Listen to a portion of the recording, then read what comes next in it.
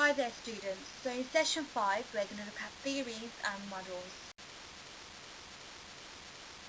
So in this session, following objectives are to explore theories around cyberbullying, to demonstrate an understanding of others' views around the topic, and to be able to compare and contrast different theories.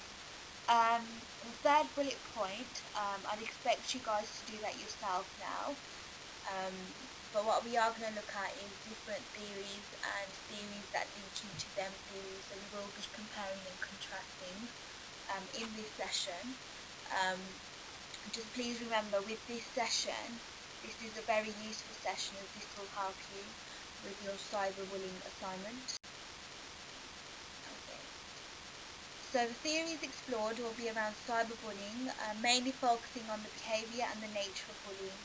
This session will enable students to explore this topic in depth as a follow-up from the previous session. So firstly, we're going to look at the social cognitive theory. This involves the way social networking, such as those found within online networks, may influence bullying behaviour.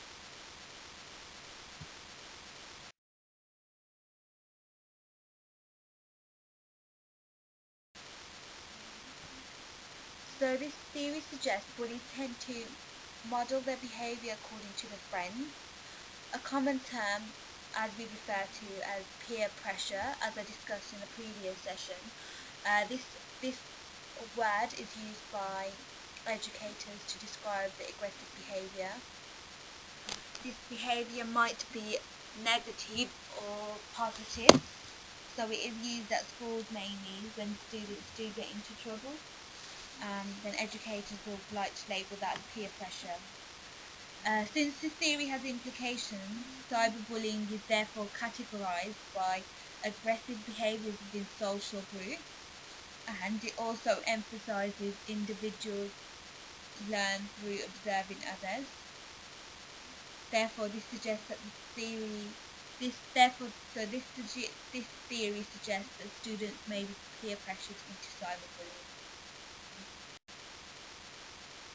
And now we're going to look at Baron and Lee. Cyberbullies are not always the stereotypical bully, as this is what they've said, and cyberbullies are always anonymous in nature, and schools are not aware that the cyberbullying is taking place. So as we talked about this in the previous session, this is in session 2, how cyberbullies are always anonymous, and therefore schools don't really know that it is taking place due to the animosity.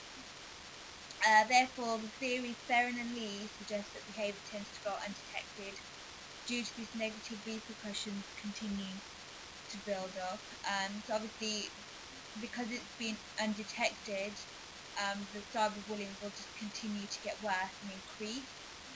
So I guess what they're trying to emphasise is if schools was to realise cyberbullying is taking place, maybe there wouldn't be an increase in children and students getting cyberbullied. If we looked at the psychological effects around cyberbullying, students usually suffer long-term negative psychological effects due to cyberbullying. According to Sharif, these effects could have an impact on that student's school achievement. As schools are not aware of these dangers, they therefore ensure a caring environment for student learning. So again, these are some of the implications we discussed in our previous session.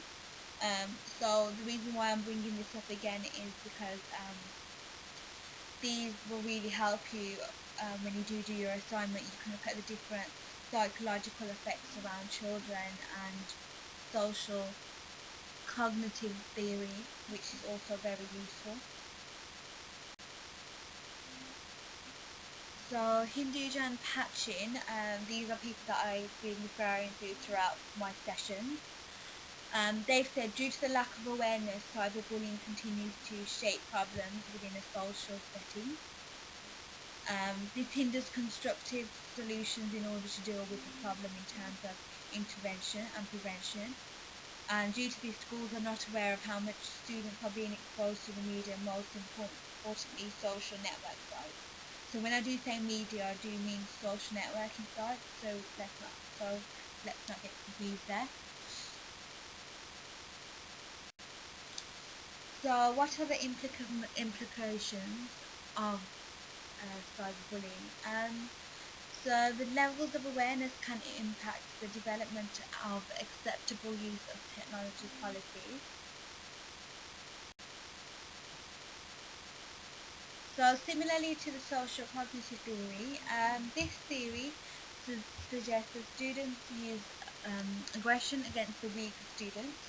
They use aggression to increase the status among peers. This is used to increase the ability to gain access to resources. These resources may be social networking profiles, passwords to blogs, etc.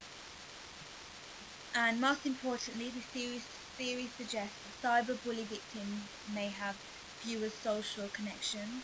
They also have fewer interactions compared to other students. However, the social setting provides an opportunity for the socialization skills that lead to cyberbullying via the web.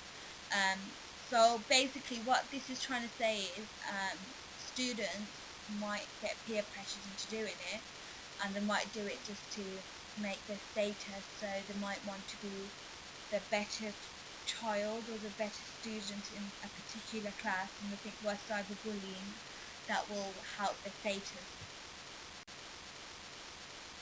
So we talked about a couple of theories today. As you can see, the main links are peer pressure and the fact that they want to be known in school. And we can see this as like friendship networks. So friendship networks are similar to the online social networking.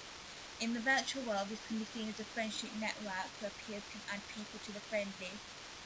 Through adding them, they may post, send comments and exclude others. So a friendship network in itself is a theory that is used to establish the different friendship groups. So looking more into friendship networks, excluding certain peers can provide opportunities for cyberbullying.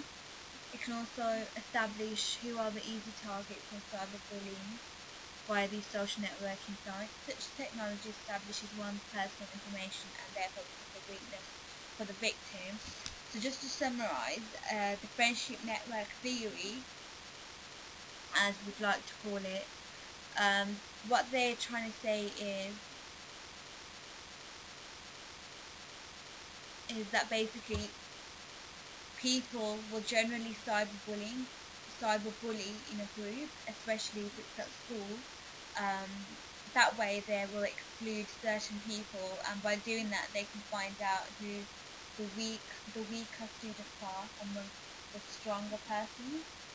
So they would mainly target the weak and the vulnerable, as they know they won't tell the teachers. So having discussed all this, so I guess the question next is what strategy can be used against this behaviour? So we've seen like a recurring theme. Obviously people want to peer pressuring friendship network groups. They're trying to exclude people out and see who the weaker ones are.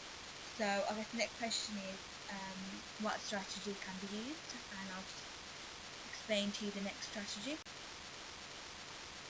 So the comprehensive plan by Willard, this enables schools to evaluate the misuse of technology.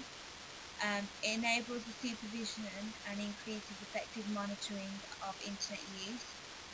Schools believe this may empower victims and discourage bullies from participating in such activities. So this basically is a strategy which is used to avoid cyberbullying.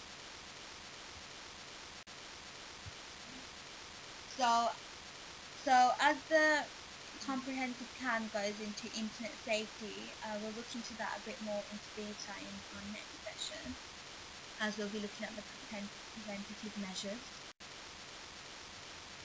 Okay, so as a follow-up from this activity, I would like you all to research some of the theories we've looked today. This session was originally designed for students to get background research, which may be helpful when they do their assignment. I wasn't firstly going to have this session in there, but I've decided to do it so I can give you a bit of, introduce you to a bit of theory work behind cyberbullying. So as a follow-up, I would like you all to read the extract given on the Moodle page via the link. Express your views on the extract. So I would like you all to read the whole extract and do post your views on the forum page. Thank you very much.